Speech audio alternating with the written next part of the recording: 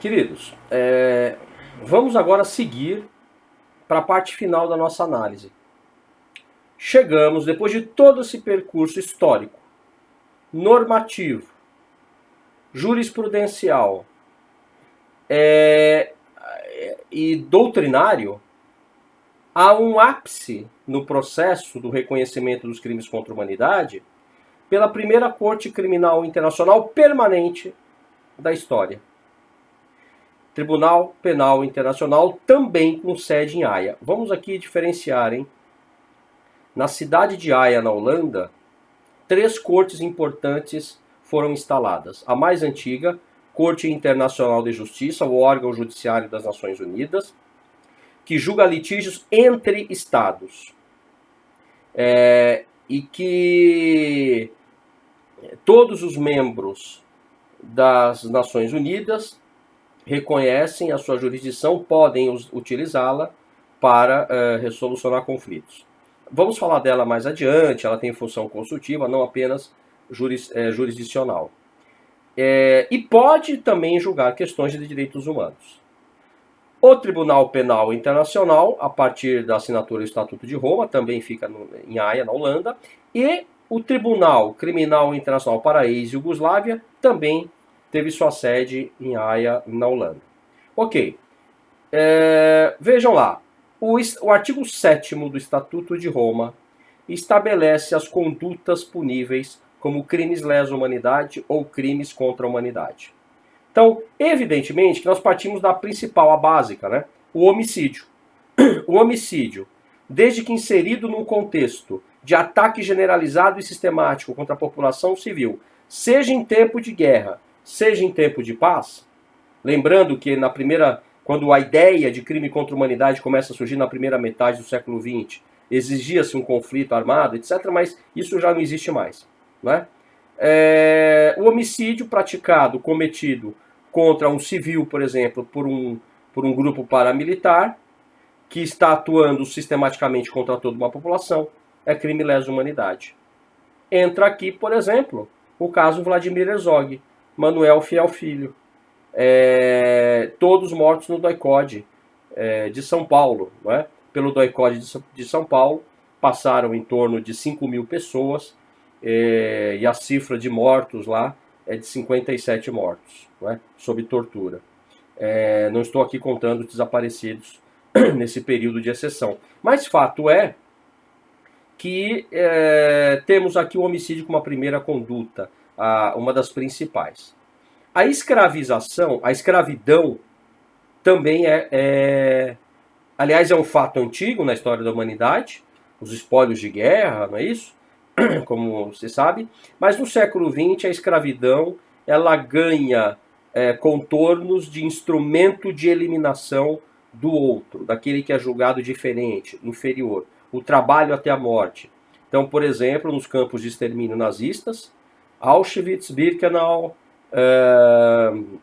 Sobibor, Treblinka, Majdanek, Chelmno. Nesses campos, Chelmno não, porque lá as vítimas eram imediatamente assassinadas em caminhões de gás, né?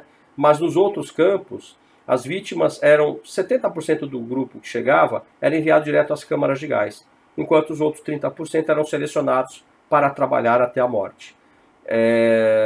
Os trabalhos escravos também, impostos pela Alemanha nazista e pelo Império do Japão, as suas vítimas. Outros casos ao longo da história, mesmo no pós-guerra, foram cometidos, não é? Além disso, além da escravidão, o extermínio. Não é? Então, por exemplo, mesmo não havendo uma guerra, numa perseguição política, abre-se uma vala, obriga-se a vítima a abrir a vala, depois elas são em grupos assassinados e imediatamente sepultados nessa vala. Esse é um caso de extermínio, não é? Porque o extermínio não necessariamente ele vai exigir aquele elemento por perseguição racial. Por exemplo, os judeus na Segunda Guerra Mundial. Ele pode ir além disso, e aí nós entramos no crime contra a humanidade. A deportação ou transferência forçada de uma população. Por quê? Porque essa transferência forçada, ela pode implicar no instrumento de limpeza étnica. A transferência forçada ocorreu na Guerra dos Balcãs, em que croatas e bósnios eram deportados de suas áreas onde viviam já várias gerações pelos sérvios.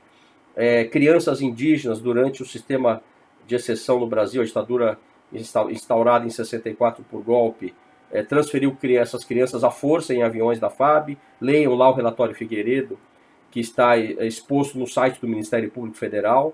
Isso é um relatório publicado em 1968 e que demonstra esse genocídio cometido contra os indígenas e também crimes contra a humanidade. Não é? As crianças judias deportadas, as crianças de Viseu, na França, um caso muito famoso, enfim, são vários exemplos históricos. A prisão ou outra forma de privação da liberdade física grave, com violação das normas do direito internacional.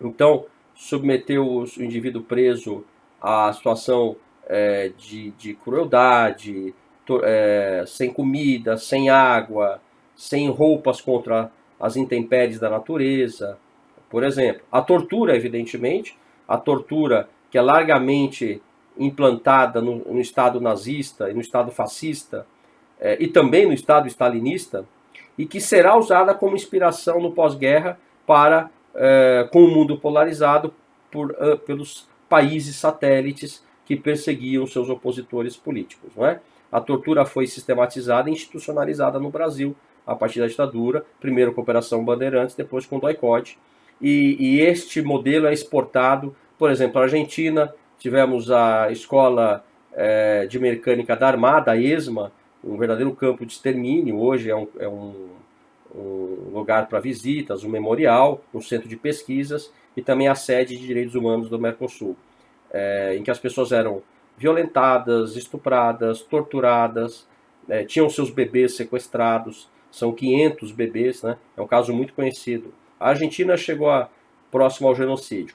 Se é que não é genocídio, podemos até debater isso. Fruto da evolução jurisprudencial que eu já expliquei para vocês, também o artigo 7º do Estatuto de Roma prevê a agressão sexual, a escravatura sexual, a prostituição forçada, a gravidez forçada, como os sérvios fizeram com as mulheres bósnias, a esterilização forçada ou qualquer outra forma de violência no campo sexual de gravidade comparável. Aqui, fruto de uma leitura de gênero do direito internacional. A mulher e as crianças são sempre as primeiras vítimas nos conflitos armados e nas guerras, e nessas perseguições. Ela é, via de regra, vítima da violência sexual. Ok? Continuaremos no próximo áudio e vídeo de número 10. Muito obrigado e concluiremos já nesse último vídeo.